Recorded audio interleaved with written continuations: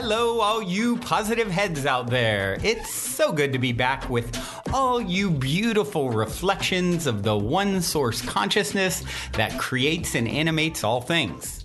If you're new to this podcast, of course, we are super happy to have you here, and we just ask that you bring an open mind and heart to your listening experience and to be prepared to explore vantage points that I'm convinced will help shift or solidify your current understanding of the ultimate nature of reality.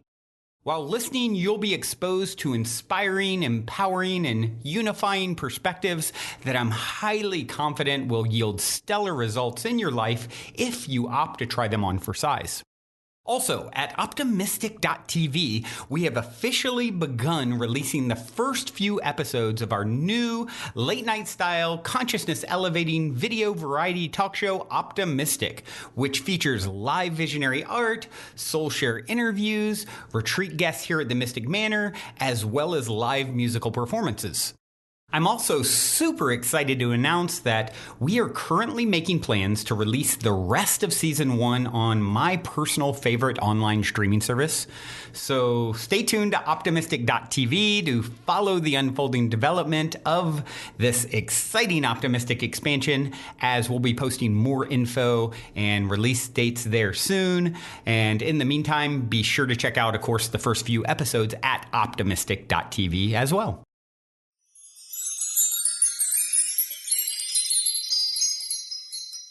Hello, all you positive heads. On this week's Pea Posse episode, our guest is positive head listener Pea the Feary. Pea is an illustrator and mystic who's dedicated to expression. Hi, Pea. Welcome to the show. Hello. It's so nice to have you here. I know we've kind of tried to make this happen once before, and life kind of got in the way and the shuffle kind of got in the way, but we circled around again and you are here. So welcome. Yes, I have much more to say than probably back then. So it's good. Awesome. Is that pandemic related? Like, what caused more to say? Well, I think I have had a lot more experiences connecting with different beings and different people over the planet now. So I feel like I have a bit more wisdom to offer if it's needed. There's always more. Totally. I love that. I feel like a lot of people have really been opening up more to their spiritual gifts, intuitive. I know I have in this. I guess that's why I kind of asked, is it pandemic related? Maybe it's not exactly related directly to the pandemic, but I feel like the pandemic has shifted so much for people and it's caused a lot of people to go within in a whole new way. So go ahead. No, I'm just saying, I'm normally a person who's very much within most of the time. But the pandemic has actually helped me to connect with a lot more people digitally rather than by myself. And I'm a life path 7, so we tend to be, and I'm a hermit in human design, so we tend to be very much like in solitude. And physically, I was in way more solitude. But when it comes to actually speaking to human beings, I've been talking to more people, I think, than ever. Wow. And what do you think has caused that change? I've been doing a lot more human design readings, so that's 100% a lot where I've been connecting with others, and through Instagram a bit more as well. But mostly human design readings have made me connect with the outside world a lot. Yeah, human design is so fascinating. It's something that I truly have been drawn to, and I've like checked out my chart. Is that what you call it? I mean, it's basically a chart. Yeah. Several times. But I feel like there's more to understand about human design, like in terms of your centers and what's open and how it flows and stuff like that. Is that like what you dive into with people? Because I feel like that's the part I don't understand.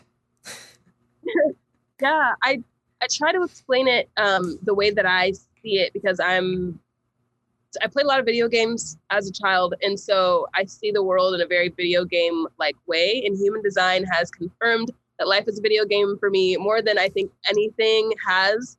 And so explaining the energetics is something that I really enjoy doing with people. And I tend to make a lot of analogies because analogies, I feel like, are one of the best ways of giving people information. People respond well with that, and from my experience. So yeah, and I think I consider myself a very psychedelic person. So I have a very psychedelic view on human design. And so I think I get to lend that to people as well, which is really fun for me. It's also very scary, but I enjoy it. It's really great.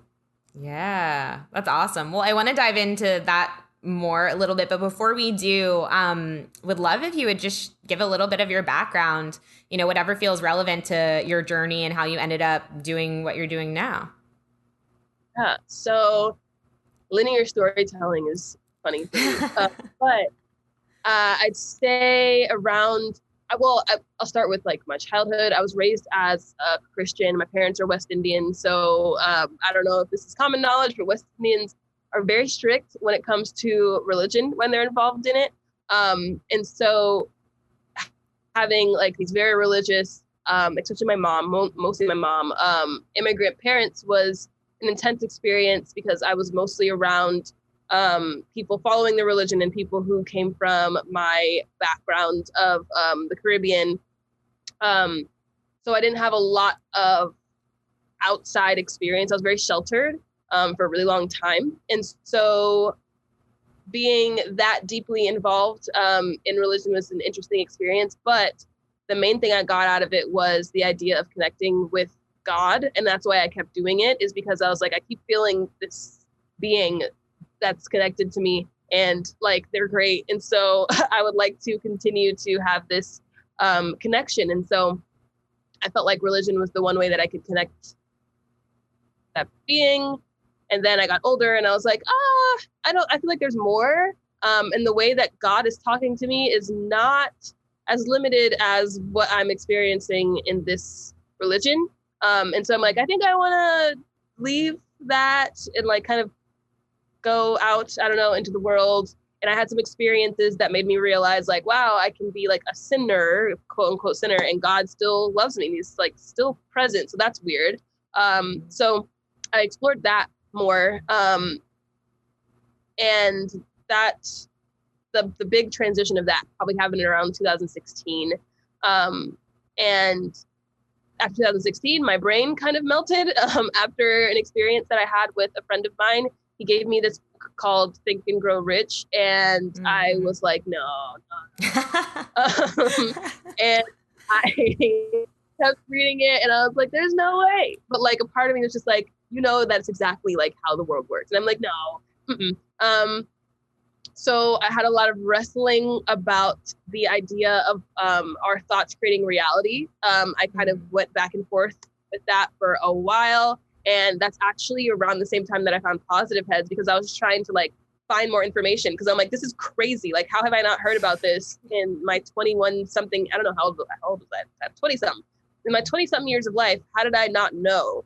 And so I found Positive Heads. I probably looked up like positivity or something like that in the podcast app. And I just started to like consuming Positive Head content, which made me find other people on different podcasts to kind of like find more information on. And I'm someone who just, I don't like research. And so I try to do it very quickly. Yeah. So I just consumed tons of information very fast. And I was like, okay, I think I get it, but I have to try to experience it.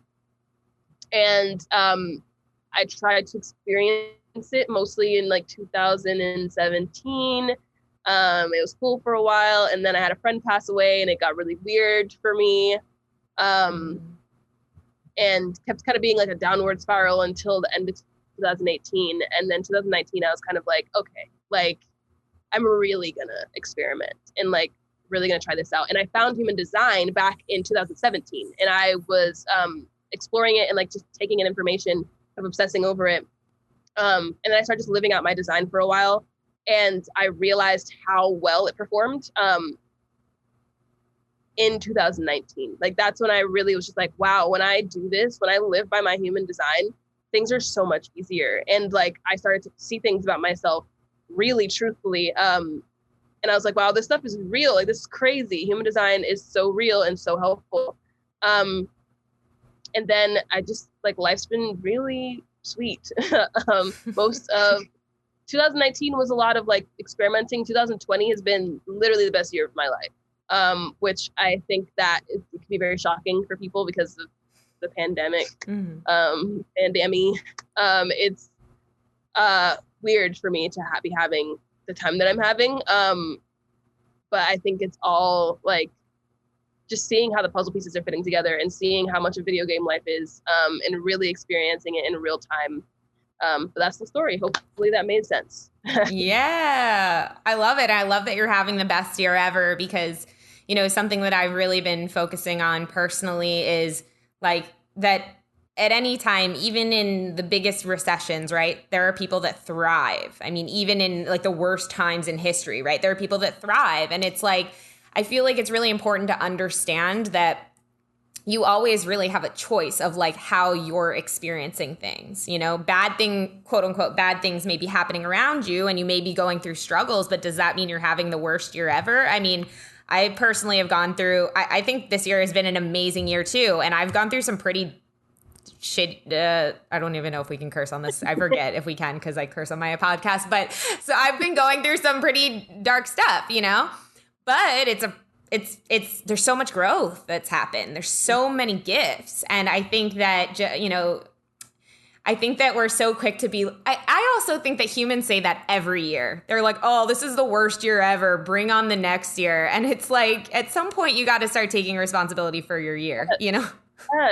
And it's like, when is it going to be the best year? When's that going to pop up? Yeah.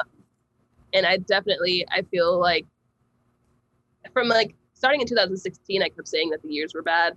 So that's like, wow, this is terrible. Like, Earth is, why am I here? And I will say that, like, the end of 2018 was one of the scariest times in my life, when it comes to, like, money and being alive. I was trying to, like, quit my job, and I was like, I don't want to do it. And then I'm like, how do you survive? Somehow I did. So that was cool. And then 2019, I had another scary thing with my health that I think I'm still working through. It feels like my body's healing. So, but those scary moments are so interesting while you're in them. It's like, I guess I see things like music, and there's certain, like, textures and sounds in music that are, like, you could think that they're, like, really dark and scary, but, like, that's what makes the song really beautiful. And, like, being in those experiences, like the textures of them are so intense. It's so, like, whoo. But then when you're out of them, you're like, wow, that added a really nice layer to the song that I'm living. If that makes any sense. I do appreciate the dark times. They're cool. Yeah. It's so last long. That's yeah, totally. As long as they're, like, short little bursts. I mean, they really wake you up. The dark times really wake you up, and they really make you tune in, I feel like, to who you really are. Because, like, there's a part of you that will question, like, wait, like, who am I? Or am I good enough? Or am I this? Am I that? Am I deserving? And if you're on this path, or if you've been on it at least for a little bit, I feel like there is that other part of you that's online that's like, yes, you are. And it reinforces that power and that knowing when you question it. You know what I mean? Yeah. And sometimes, like, I can only really hear that voice. It's like, you know what you're doing when I'm in the scary, scary, scary places. Because it's almost like when I'm, like, feeling okay and calm, I'm like, do I know what I'm doing? Yeah, I know exactly. It's like, it's about, like, that. Yes. It's about, like, when you're in the dark times, it's about that focus. Because, like, then you have so much focus on that subject. Whereas, like you said, when everything's just good, you're kind of like, oh, like, you're not so focused on it. You know what I mean? Yeah. And, like, a download that I've gotten recently, very recently, like maybe a few days ago, was, right now I'm in a space where I'm like, it's good, but is it going to stay good? Is it going to, what am I doing that's making it okay? And am I messing up somehow? Am I messing up the formula somehow? And I had to have this moment where I was just like, how about, instead of looking for how you're messing up the formula, what about like, maybe you're improving the formula? What if you're doing that? Like, maybe observe that you are making things better, rather than trying to make it fall apart. Totally. And so that perspective shift has been really nice. It feels a lot better than being like, I don't want to mess it up. I don't want to mess it up. That energy. That's been a nice experience. Totally. I feel like I totally relate to that though. Like once things start going well, then you're like, this is great. Wait, this is great. Oh no, what if it goes away? You know, you start to become so aware that you have something to lose, and that's scary. And I feel like right now we're really in that. I don't know about you, but I've been getting a lot of downloads myself about like, hey, what if you could just relax? Like, what if life could be that easy? Like, what if you actually didn't have to work that hard? And this, you know, the like reptilian part of my brain, the survival part of my brain's like, no, we have to. And I feel like that other part, or my guides are like, no, what if you don't? What if you don't? Just trying to help me integrate that belief. And I think that's a big kind of shift for humanity to even start to consider, because we've been taught the opposite for so long. Yes. I've been thinking about that so much.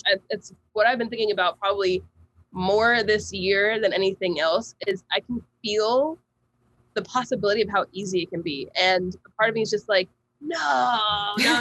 like they would have told me it could be that easy. The people out in the world would have said that. Everyone's having a really hard time. And if it could be that easy, why are you guys having such a hard time? And then a part of me is just like, no, literally just relax. Like it's fine. And I feel like the more I'm doing that, the more it's showing up, which like saying it out loud is scary for me, because I'm like, is this a fluke? But like I currently work like 3 days a week, and I spend the rest of my time like laying on my bed or with my partner or chilling with friends. Like, and I'm like, that is not your experience like a couple of years ago. And so I'm like, oh, I don't know. Because if it was this easy, everybody would. And that's how I feel a lot of the time. Yeah. Which kind of makes you think, it's like, you know, how did things get this way? Like, who benefits from us, like the beliefs that we've all kind of currently been perpetuating, right? Like, who benefits from this? Like, no, we have to work nonstop. We can't have any time for family. We can only take one vacation a year. We have to, you know, this kind of slave society. Like, who's benefiting from that? And actually, you know, the more you think about it, the more it just kind of starts to fall apart in a way of like, wait a minute, I've been duped. And it also sounds like too, like the phase you're in right now, or what I'm hearing is like not only do you have this like amazing work-life balance, right? But it also sounds like the work that you're doing is work that you genuinely love and feel so in alignment with, and that's how it should be. Yeah. And it's weird sometimes like telling people about what I do, because like saying it out loud sounds like a fake job. Like it sounds like like, you know, like you in a video game or a character on TV, you like meet this person and you're like, yeah, I cut the shape of leaves and I glue them on trees. Like that type, like that's not. Yeah. But I'm like one of those characters now. And it's very weird for me to say it out loud, the things that I do. And I was like, maybe that's how we're supposed to do stuff. Like, is this right? And so that's a funny thing that I'm always kind of like going back and forth with myself. But trying to have more fun, because that's my biggest motivator at the moment. Totally. And it should be, you know, like it really should be. I feel like everyone just needs to have a little more fun. And speaking of fun, so, you know, you're an illustrator, you do human design. And I do want to dive back into human design a little bit. And and a mystic. What do you do in terms of that? Do you do readings for people, or what does that mean to you? To me, well, sometimes during human design readings, I'll get like these hits where I'll look at a chart and I'm like, I'm like, oh, that's the character you're playing. And like, I'm like, oh, okay. And I like tell people those little hits that I get. But also I'm someone who gets a lot of visuals, and life gives me signs and visuals in my head a lot. And I used to do these things. Actually, I still do them. I forgot that I do them. I hadn't done one in a couple of weeks, but I do these little, like, not little, but these intuitive portraits where basically I sit and I meditate on someone's name, and then I just, like, all these images will pop up and these symbols for things. So, like, sometimes it's like a gold key, a tree, like a blue flag, like certain things will just, like, pop up, and I just illustrate them, and send them to people. And people are often like, whoa, I've been seeing this a lot in my life lately, or like, this is the representation for this, or like, this is my totem. Things like that will happen. And so I do those. That is so cool. I love that. It's really fun. It's really weird. It's a strange experience because to me, it feels like I'm walking into someone's room. And so I'm like, oh, this is what's in your room. Weird. And I'm like, someone's stuff in here. Like, this is not what my room looks like. Yeah. And that sounds like, not to cut you off, but for the listeners, that sounds like a really good gift to give to someone. Just saying. It's almost the holidays. Saying. Go ahead. True. Yeah. But yeah, it's really fun for me to do those things. And just in the lives of people that I'm close to, I tend to be like that person who's just like, hey, this has been coming up for me. You might want to consider, like, thinking about this, or, you know, where's that been popping up for you? Yeah. So yeah, that's how I would see a mystic. Hopefully that definition works. Yeah, I love that. It's someone who's allowing the information to flow through them to help those around them. It sounds like it's beautiful. And I love how, like, you're combining your illustration with your intuition and your mysticism, because that is just so cool. I mean, I love art. I think art has so much healing ability in it, especially when, you know, the person who is creating it is connected and is, like, hooked in themselves. I mean, I love all kinds of art, but you know what I mean? It's just, I feel like art it's like this physical manifestation of the unseen, right? And if you're intuitive and you're connected and you're channeling that, then it's a physical manifestation of, like, healing codes and beauty and light and, you know, high vibe things. So it's just really, really cool. I really love intuitive artists. And do you do art in any other way? Like, do you sell art as, you know, prints or canvases, or? I do. I sell prints. I sell these, like, limited edition prints. And it's usually because I'm a manifesting generator, so I'm here to live in response. And so all of my art is in response to something that I'm seeing, or hearing, or something like that. And so I might see something, and then all of a sudden I'm like, you have to draw something, like, or like I have a stream of a thought, or like a sentence will pop up, and I'm like, ooh, let's convey this sentence. And, like, there might be, like, one symbol that I think about, and then I think about a sentence, or, like, I don't know, just one day I saw a pedestal and I was like, sideways pedestals. And I'm like, oh, this is how we should be pedestalizing, is by looking at each other as sideways pedestals, not higher than each other. And so, like, I did it, like, based off of that I need to put out actually sometime. But yeah, that's kind of where my prints come from, is, like, the random, like, hits based off of something that I'm having a response to. And I sell those. Oh, I love that. I love that. And is that on your website, or where can people get all of this? Yeah, it's on my website, peathefairy.com. And you can see, like, all of my art on my Instagram also. That's where I do mostly everything, is Instagram. Sometimes Twitter, but Twitter's also kind of scary. So yeah, I spend time on Instagram, just kind of feeling and throwing my stuff out there, and hoping that someone is into it. Cool. Yeah, well, I've seen it. I'm definitely into it. We'll put your website and your Instagram in the show notes, by the way. So for those of you listening, you can just go there and click. But speaking of, so you said you're a manifesting generator. So this is human design speak for those of you who don't know. And I know that I am a manifester. So what does that mean about me? Fun. I actually just did a session with the manifester literally right before I got off this call. It's always fun. So manifestors, you guys, I see you guys as beings who are here to unfold the divine will of the collective, from nothingness. That's how I view it. So manifestors are the only ones who can create energy. And I know that, like, in the laws of science, like energy cannot be created or destroyed, but manifestors can create energy. That's what they're here for, is to make things happen. So manifestors in the olden days, back in the day, they were the ones who were creating the blueprints for like civilizations. So they tended to be like kings, queens, dictators. They were the rulers of things because they were just like, well, this is how this civilization should exist. And so when I see a manifestor now, because we have pretty, like the civilizations that the manifestors set up back in the day, they're doing a pretty good job right now and they're pretty self-sufficient. So I see manifestors as people who are like creating subgenres of like civilization. So it's kind of like creating like the little mini groups. And it's like, ooh, this is how this little mini civilization within our civilization should live. Or people should have this thing to follow now. Or like, it's like creating these things that should be followed.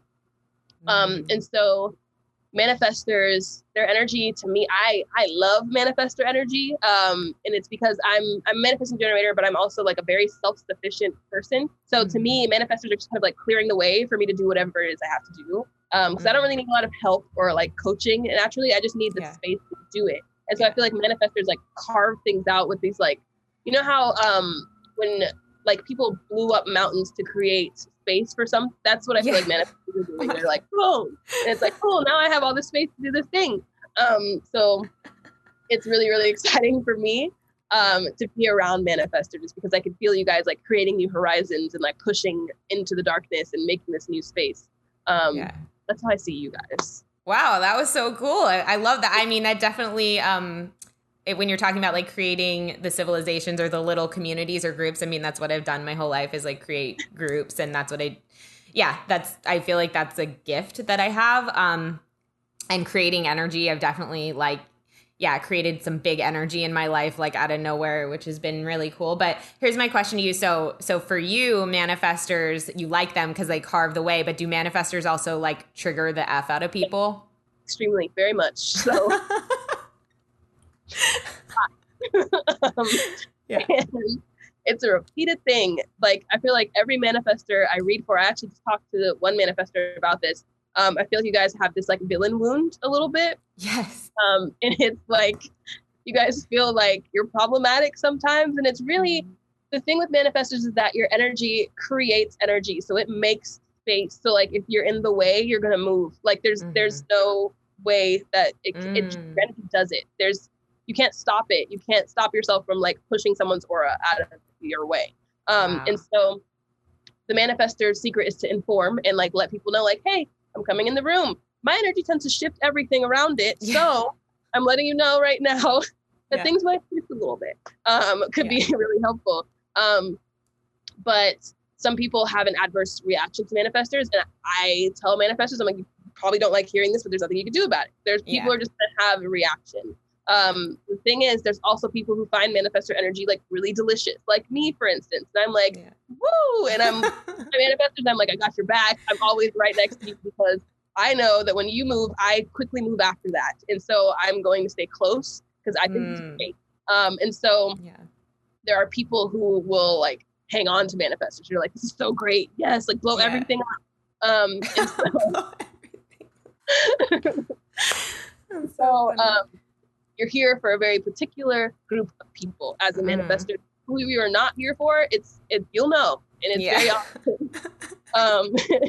Well, it feels like who we're not here for are people that want to stay put. Yeah, that makes sense. And they're like, you need to get away from me because you're causing movement and I'm not prepared for that. Which is totally fine because there are people who are here to sit where they're at and they enjoy that and they're supposed to be there. But people like me in real life, I don't sit still. I'm like, always like, woo, and I'm moving around. I'm literally doing stretches while people are talking. I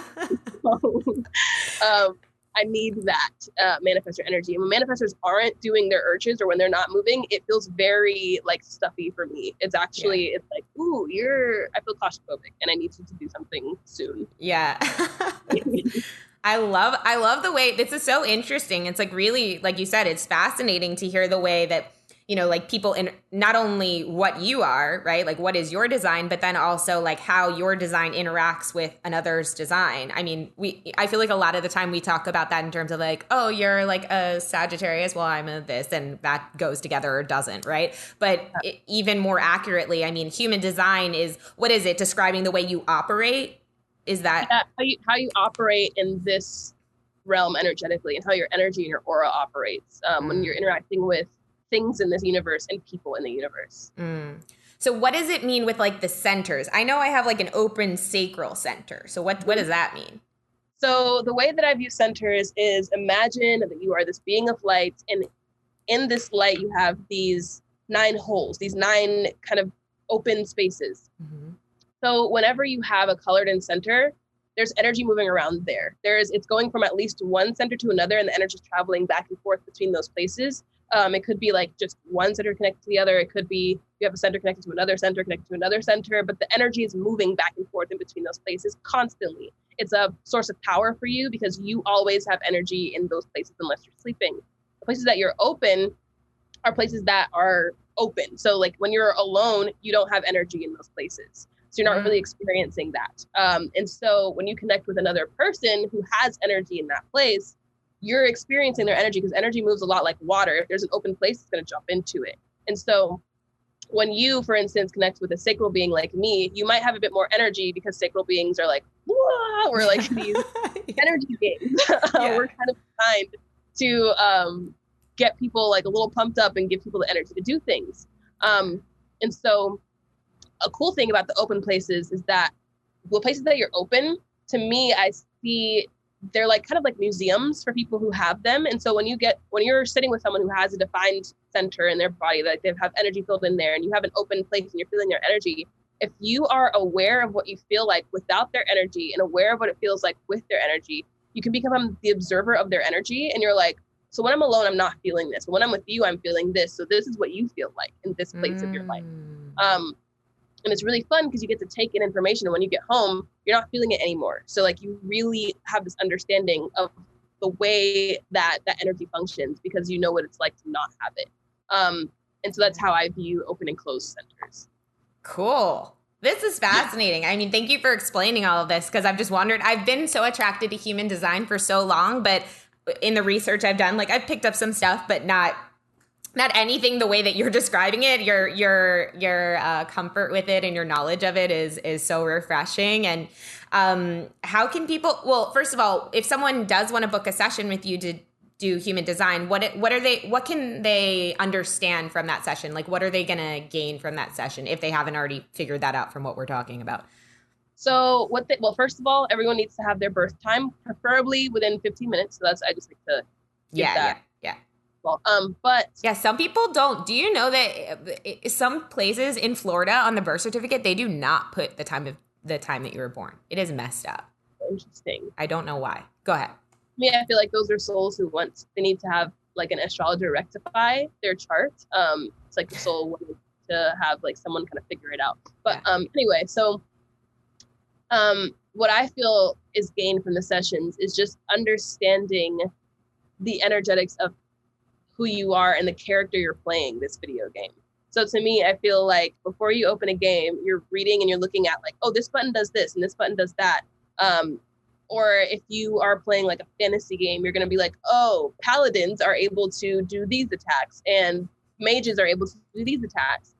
So to me, I feel like I'm just reading off of the manual that you came into this video game with. And I'm like, you're a mage and this is how you do your attacks. You press X and then square. And that's how you do it. And I feel like naturally in life, you're designed to, like, if you're living in alignment, you're designed to kind of know these things about yourself. You do get revealed this information without me telling it to you.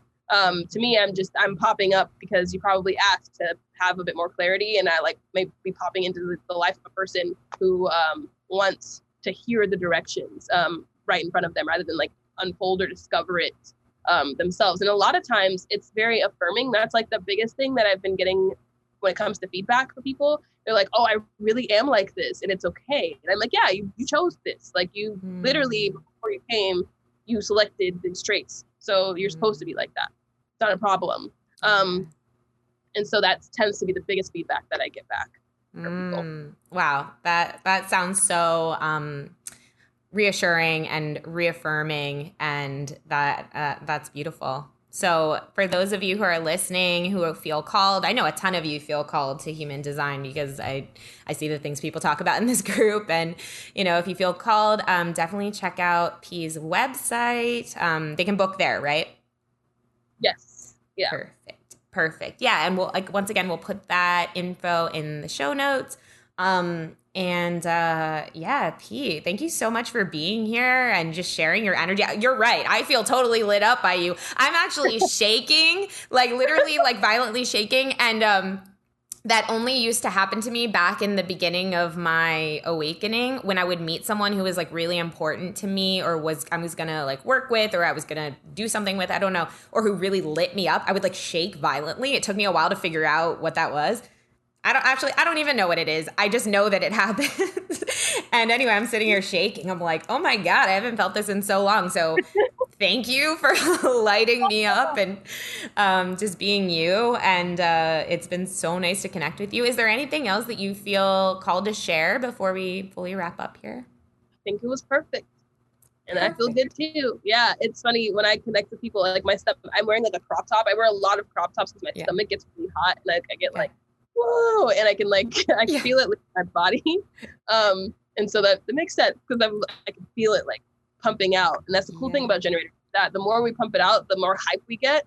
Because that's what we're kind of designed to do. So cool. I love it. I'm so looking forward to learning more about this and and connecting with you more. And thank you so much for being here on the show. Thank you everyone for listening. I just realized I didn't say this at the top. If you made it this far, now you'll know, but this segment, we used to do this segment every Friday, but now we do it kind of once a month, maybe twice a month, because the schedule has changed. But this is the P-Head Posse segment or episode of the week. And this is where we interview you, the listeners, as P is, and highlight the things that you guys are doing, which are awesome. So if any of you are listening and you feel like you want to come on the show and share your story and share your stuff, please email me at alexa@positivehead.com. Thank you so much. Love to you all. Bye. Also, before we sign off, I wanted to remind you about the game with the universe on our website. You can choose the first number that comes to your mind, and it'll pull up that episode number of the podcast. I've been saying this is a great way to co-create synchronicity and magic with your higher self for quite some time. And if you go to positivehead.com/universe, there is a super fun and simple interface to play this game with your higher self. I firmly believe just by setting the intention to play in this way, it opens up the door for magic, and it's a synchronistic way to hone in on nuggets of wisdom out of the huge catalog of episodes that are specifically appropriate for you at this time in your journey to becoming the next greatest and greatest version of yourself. And it also makes for a super fun way to spark the curiosity of friends and family by having them choose a number, so they'll hopefully go and check out their number as well, which I greatly appreciate because it helps us to spread the word about the podcast. Once again, the address is positivehead.com/universe. And as a quick reminder, if you're curious to learn more about Purium superfoods and why I take them almost every day, be sure to also check out positivehead.com/transformation. On this journey of becoming the next greatest and grandest version of ourselves that we have all embarked upon, I cannot stress the importance of managing your physical vibration enough. And quite honestly, Purium has put together the simplest plan I've found to do so. I have my favorite, the appleberry shake, at least 5 times a week. Once again, to learn more about the Purium transformation, go to positivehead.com/transformation. Or if you want to keep it simple and just try out my favorite, the appleberry shake, you can go straight over to ishoppurium.com and be sure to use code positivehead for 25% off. I'll spell that for you. It's ishoppurium.com. And be sure to use your Positive Head 25% coupon code.